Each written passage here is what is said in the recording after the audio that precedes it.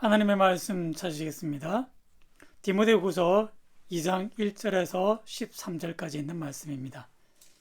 디모데후서 2장 1절에서 13절까지 있는 말씀입니다. 저 여러분들이 한 절씩 번갈아 읽도록 하시겠습니다. 내 아들아, 그러므로 너는 그리스도 예수 안에 있는 은혜 가운데서 강하고 또 내가 많은 증인 앞에서 내게 들은 바를 충성된 사람들에게 부탁하라. 그들이 또 다른 사람들을 가르칠 수 있으리라. 너는 그리스도 예수의 좋은 병사로 나와 함께 고난을 받으라. 병사로 복무하는 자는 자기 생활에 얽매이는 자가 하나도 없나니 이는 병사로 모집한 자를 기쁘게 하려 함이라. 경계하는 자가 법대로 경계하지 아니하면 승리자의 관을 얻지 못할 것이며 수고하는 농부가 곡식을 먼저 받는 것이 마땅하니라. 내가 말하는 것을 생각해보라. 주께서 범사에 내게 총명을 주시리라. 내가 전한 복음대로 다윗의 씨로 죽은 자 가운데서 다시 살아나신 예수 그리스도를 기억하라. 복음으로 말미암아 내가 죄인과 같이 매이는 데까지 고난을 받았으나 하나님의 말씀은 매이지 아니하니라. 그러므로 내가 택함 받은 자들을 위하여 모든 것을 참음은 그들도 그리스도 예수 안에 있는 구원을 영원한 영광과 함께 받게 하려 함이라. 미쁘다이 말이여, 우리가 주와 함께 죽었으면 또한 함께 살 것이요 참으면 또한 함께 왕노릇할 것이요 우리가 주를 부인하면 주도 우리를 부인하실 것이라. 같이 읽습니다. 우리는 미쁨이 없을지라도 주는 항상 미쁘시니 자기를 부인할 수 없으시리라. 아멘. 먼저 교회 소식 말씀드리겠습니다. 오늘 예배를 마치고 오후 2시 교회 건축 현장에서 교회 건축을 위한 특별 기도회를 가지려고 합니다. 지금 현재 교회 건축을 위해서 저희들이 또 기도해야 될 많은 문제들이 산적해 있습니다. 그래서 우리가 이 모든 것을 이겨나가는 유일한 비결은 우리가 함께 모여 기도하는 일인 줄 믿습니다. 그렇게 긴 시간으로 가지지는 않겠습니다만, 그러나 우리 성도님들 꼭 기억하셔서 누구든지 오실 수 있으니까 오후 2시까지 점심 식사를 하시고 오후 2시까지 교회 공사 현장으로 모여 주시기를 바라겠습니다. 그리고 지난 주간에 아주 귀한 선물을 받았습니다. 우리 이경찬 선교사님, 슈멘에서 사역하시는 우리 이경찬 선교사님께서 섬기시는 브레슬라브 교회에서 어느 성도분이 우리 한인교회가 건축을 한다 하는 소식을 듣고 본인의 마음이 감동되어서 직접 이렇게 예물을 준비하고 이렇게 헌금을 해 주셨습니다. 물질의 크기가 아니라 그 성도의 마음을 움직이신 하나님의 마음이 또 우리에게도 큰 힘이 되는 줄 믿습니다. 그래서 우리가 결코 우리가 혼자 감당하는 것이 아니라 우리 뒤에서 믿음으로 기도로 또 후원해 주시고 협력해 주시는 많은 분들과 함께 싸워나가는 것이 우리 교회 건축이라 생각이 되어집니다. 여러분 끝까지 이 건축이 잘 이루어질 수 있도록 기도해 주시기를 바라겠습니다. 우리 가족 가운데서 이렇게 한번 인사하실까요? 주님의 사랑으로 사랑합니다. 주님의 사랑으로 사랑합니다. 한 번 더 인사하실까요? 나의 사랑 고백을 받아주시기 바랍니다. 나의 사랑 고백을 받아주시기 바랍니다. 네, 고백도 중요하지만 그 고백을 받아들일 때 그 사랑의 힘은 더욱 커질 줄 믿습니다. 아멘. 네, 오늘 본문의 말씀을 가지고 함께 묵상해 보기를 원합니다.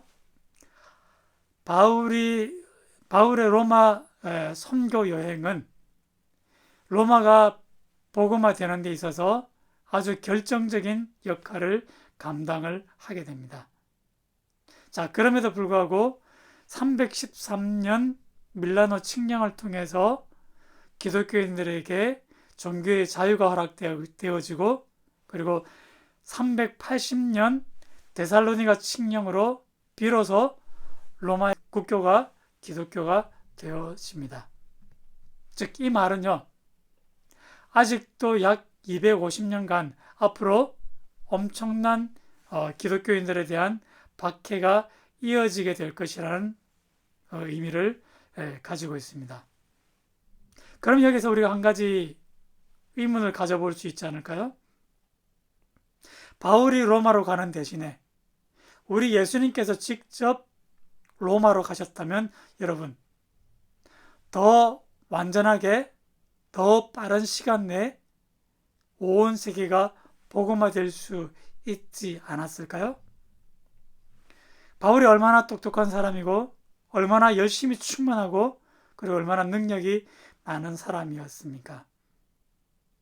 그렇다 할지라도 그를 우리 주님과 비교할 수는 없습니다. 한번 상상해 보십시오. 예수님께서 로마 그 광장에 모든 시민들을 모아놓고 기적을 베푸시고 복음을 전하셨다면 아마 진작 로마가 뒤집어지지 않았을까요? 분명히 예수님께서 유다 광야에서 오병이어의 기적을 일으키신 것처럼 이 로마에서 그런 기적을 일으키셨더라면 훨씬 더 많은 믿는 자들을 얻을 수 있었을 것입니다.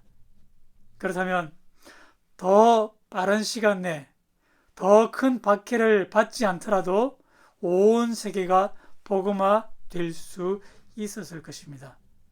그런데도 예수님은 이러한 방법을 택하지 않으시고 3년 동안 이 12명의 제자들에게 가장 많은 에너지들을 쏟으셨습니다. 그런데 더 놀라운 것은요. 예수님께 직접 훈련을 받았던 제자들이 훗날 나중에 이제 예루살렘 회의를 거치게 되는데 이 회의를 거치고 난 뒤에 이 훈련받은 사람들이 유대인들을 향한 복음 전하는 소명을 감당하게 되고요. 그리고 엉뚱하게도 바울이라고 하는 사람이 이제 이방인을 맡게 되어집니다. 자료비로 한번 생각해 보십시오. 그렇게 열심히 훈련받았던 사람들이 고작 소수의 유대인들을 맡기로 하고 그리고 더 많은 이방인들은 결국 바울이라고 하는 전혀 다른 인물이 복음 전하는 사명을 맡게 되어진다고 하는 것입니다. 그럼 이 장면에서 여러분 과연 주님께서 선택하신 방법이 더 합리적인 것이었을까요? 더 효과적이었는지 우리는 질문을 가져볼 수밖에 없습니다. 여러분들은 어떻게 생각하십니까? 요즘 인터넷을 통해서 우리가 한마디 이렇게 우리의 소식을 전하면 온 세계가 거기에 반응하는 세상을 살아가고 있지 않습니까? 그러면 우리는 짧은 시간 내에 더 효과적인 방법으로 우리가 전하고자 하는 메시지들을 온 세계에 전할 수 있는 그런 방법을 알고 있는 사람들입니다.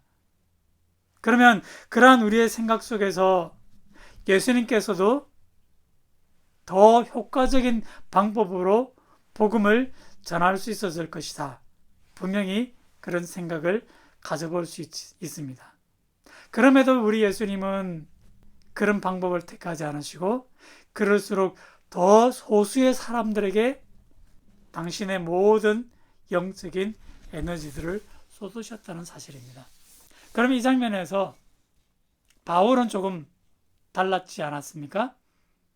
20년 동안 그가 아시아와 유럽을 다니면서 복음을 전하게 됩니다. 그럴 때 바울이 한 지역에 가장 오래 머문 것이 에베소에서 3년을 머물게 되죠.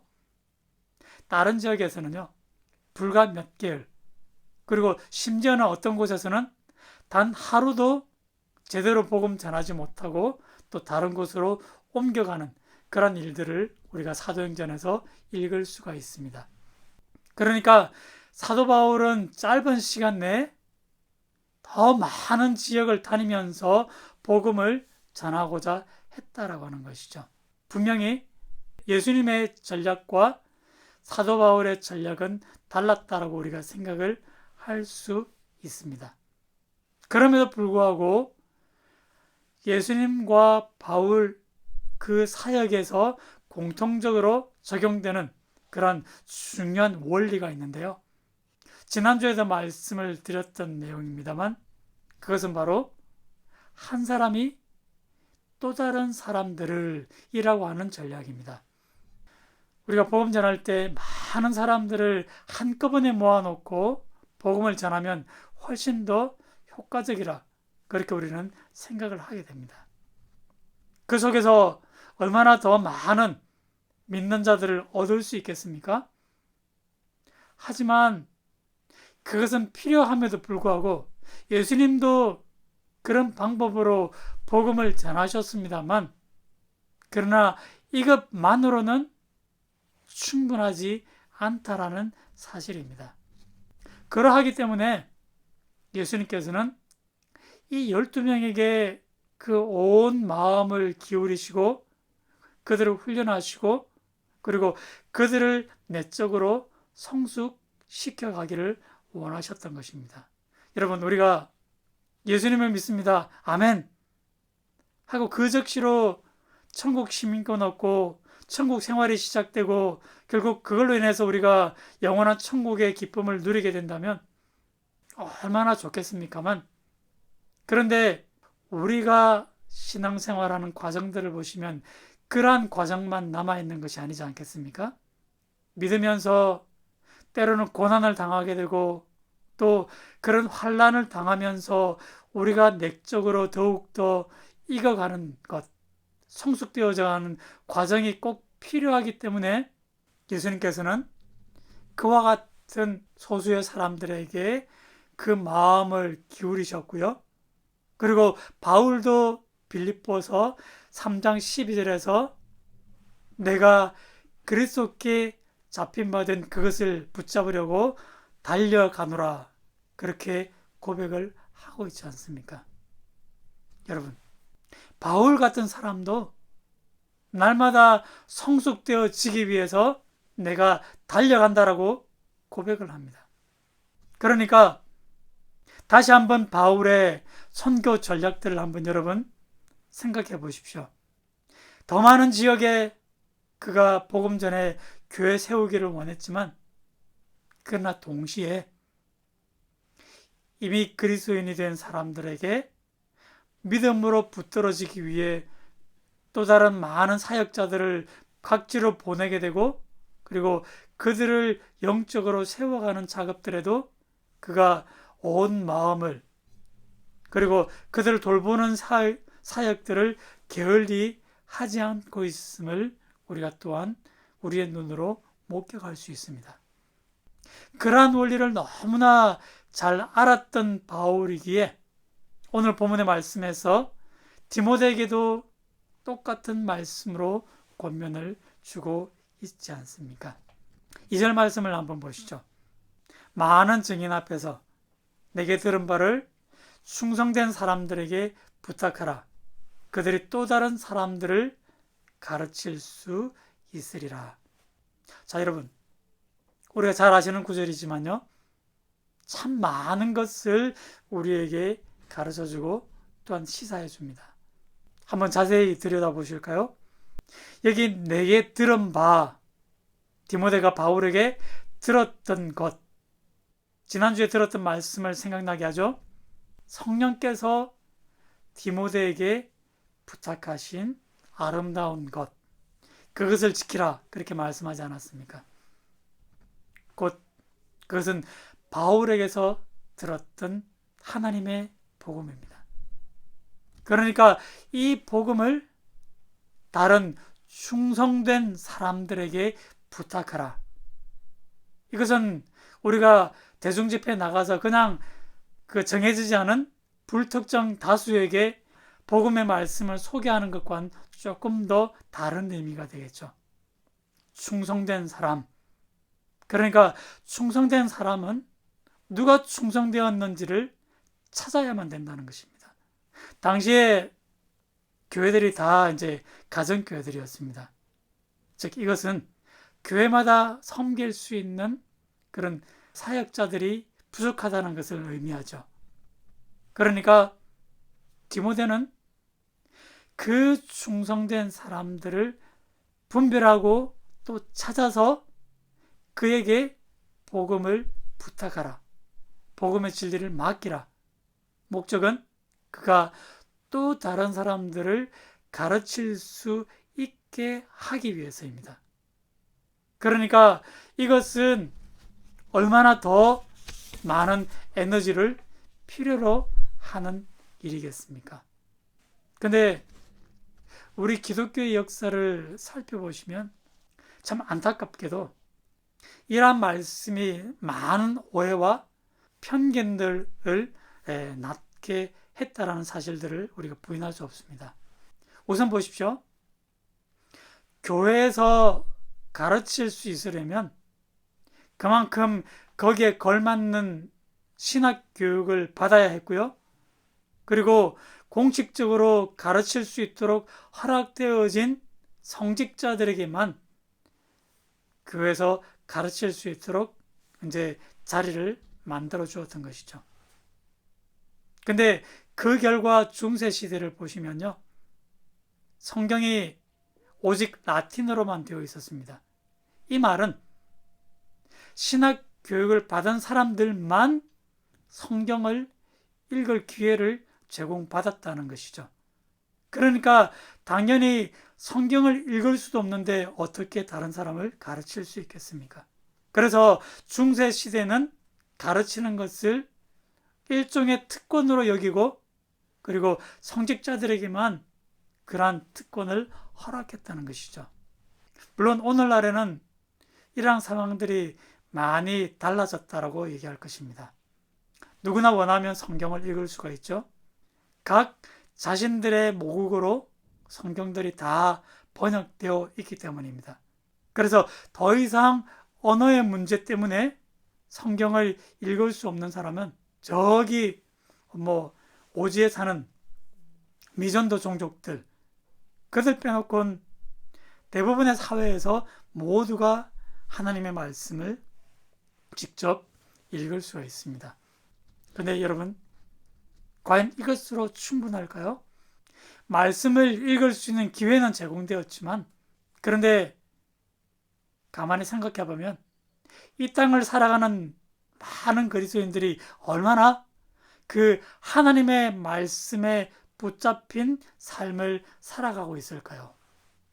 아무리 자유롭게 신앙생활하고 성경 말씀을 읽을 수 있는 기회가 제공되었을지라도 실질적으로 하나님의 말씀에 붙잡힌 바 된 삶을 살아가지 못하면 결국 디모데가 찾았던 그 충성된 사람들의 범주에 우리가 들 수 없다라는 사실입니다. 여러분, 이것은 얼마나 말씀을 많이 아는가 하고는 전혀 다른 차원의 문제입니다.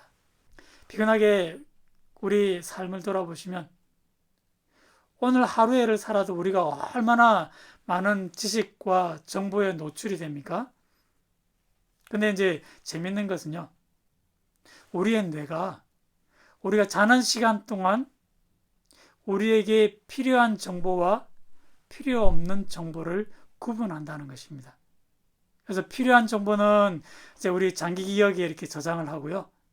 필요 없는 정보는 내어버린다는 것이죠.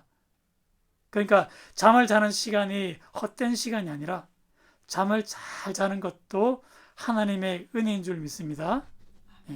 많이 자는 것이 중요한 것이 아니라 그만큼 이제 깊이 자는 게 중요한 문제이겠죠.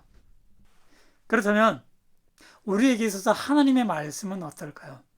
하나님의 말씀도 우리가 접하게 되는 그 수많은 지식들 중에 정보들 중에 하나라고 한다면 이 말씀도 그저 우리가 자는 동안 판단해서 내버려질 수 있는 그러한 정보가 될 수도 있는 것입니다. 그러면 여기서 우리가 한번 생각해 볼 것이요. 어떤 것이 필요하다, 어떤 것은 필요 없다. 그것을 판단하는 기준이 과연 무엇일까요? 중요한 문제가 아니겠습니까? 돈을 버는데 온 관심이 쏠려 있는 사람이 있다고 합시다. 그는 오직 돈 버는 정보를 최우선적으로 자기 장기 기억에 기억하게 될 겁니다. 또 비근하게 건강에 대한 염려증이 있는 사람, 어떤 정보가 이 사람에게 가장 중요할지 여러분 다 아시겠죠? 예.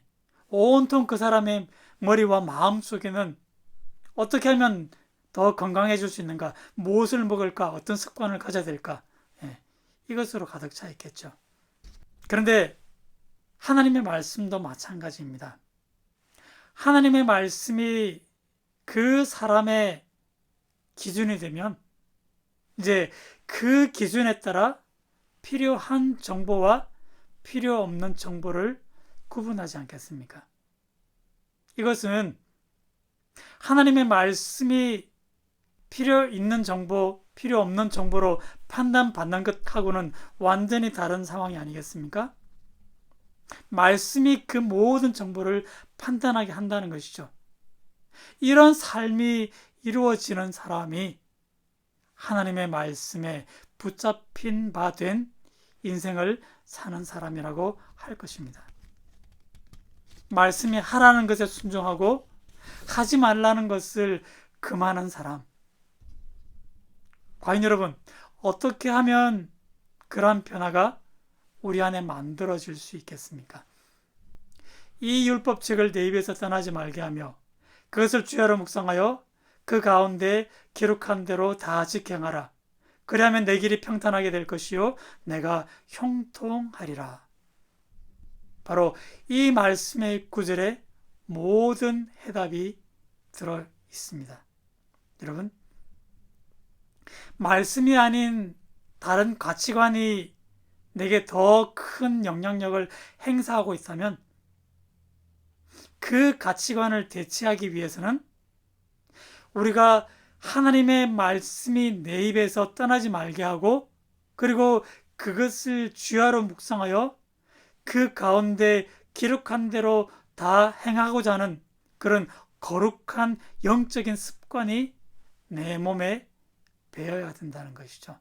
사랑하는 성도 여러분, 오늘 이 한 시간의 말씀을 듣고 여러분들이 돌아서서 오늘 들었던 말씀을 다 기억하게 될 것이라 그런 기대감은 저도 갖지 않고 있습니다. 저도 설교하고 나면 잊어먹지 않겠습니까? 결국 그러려면 여러분, 말씀을 기억하고 그 말씀이 마음판에 새겨지려면 그만큼 우리는 이 말씀과 함께 시간을 보내야 된다는 것입니다. 그리고 그 말씀을 마음에 새겨넣는 그런 작업에 열정을 쏟아야 된다는 것이죠. 이러한 거룩한 습관을 가지고 살아가는 자가 충성된 자요, 그러한 사람들만이 또 다른 사람들을 가르칠 수 있다는 것입니다. 직분이 무엇인가, 과연 신학교육을 받았는가, 그것은 여러분 절대적인 기준이 될 수가 없습니다. 누구를 만나든지 우리가 위축되지 않고 내가 믿는 이 진리를 그들 앞에 제시할 수 있어야 한다는 것이죠. 그러자면 그냥 이론적으로만 배운 말씀, 지나가는 말로 들었던 말씀, 그것은 여러분 결코 우리의 삶을 지배할 수가 없습니다. 그러나 내가 경험하고 체험했기 때문에 이 말씀의 진리가 나로 하여금 더 당당하게 살아가도록 우리를 도전하게 됩니다. 그래서 바울은 이러한 사람을 예수의 좋은 병사다라고 그렇게 비유를 하고 있습니다. 여러분, 어떤 병사가 좋은 병사일까요? 자기의 삶에 매어서 이 일 저 일 핑계하면서 자기를 병사로 부르신 그 지휘관에게 순종하지 않는다. 병사의 자격이 없는 것이죠. 우리는 하나님의 병사들입니다. 그렇다면 우리 삶의 최우선적인 목표는 우리를 하나님의 병사로 삼으신 그 뜻에 순종하는 것, 가장 첫 번째 우리가 살아가야 할 삶의 대원칙이 아니겠습니까? 그러므로 우리가 할 수만 있다면 하나님의 명령에 순종하여 이 복음을 많은 사람들에게 전할 수 있어야 합니다. 그러나 더 중요한 것은 비록 소수의 사람일지라도 그 사람들을 가르칠 수 있도록 먼저 우리가 하나님의 말씀에 붙잡힌 삶이 되는 것. 그러므로 여러분, 결코 복음은 그냥 전해지지 않는다라고 하는 것입니다. 그 복음 전하는 일에 생명을 건 사람, 그리고 그 사람과의 관계를 통해서 복음은 흘러가게 되어 있습니다. 하나님께서 이러한 영적인 원리들을 만드시고 예수님과 바울이 그렇게 사역을 해서 우리가 하나님의 자녀가 되었다면 우리 역시 이 원리에 순종하는 삶을 살아야 될 것입니다. 그럼에도 우리의 관계를 통해서 이 복음의 진리가 흘러가지 않고 심지어는 우리를 핑계하고 복음을 받아들이지 않겠노라 그렇게 말하는 사람이 있다면 여러분 얼마나 안타깝고 그리고 우리는 그리스도의 군사로서 자격을 상실한 사람이 되어지겠습니까?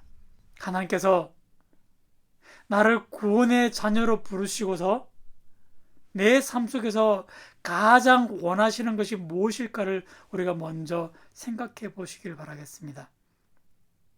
내 인생에 있어서 하나님께 구원받은 이 사건이 가장 중요한 사건임을 여러분 믿으십니까? 그렇다면 나를 통해서 다른 사람에게도 그러한 사건이 일어나기를 하나님은 간절히 바라시고 있다라는 사실입니다. 그러므로 여러분 어떻게 보면 예수님의 방법 또 거기에 순종했던 바울 그들의 삶이 참 비효율적이고 합리적이지 못하다 그렇게 생각되어질 수 있을지라도 결과적으로는 우리 주님이 옳았다는 사실들을 우리가 증거하는 삶이 되어야 될 것입니다.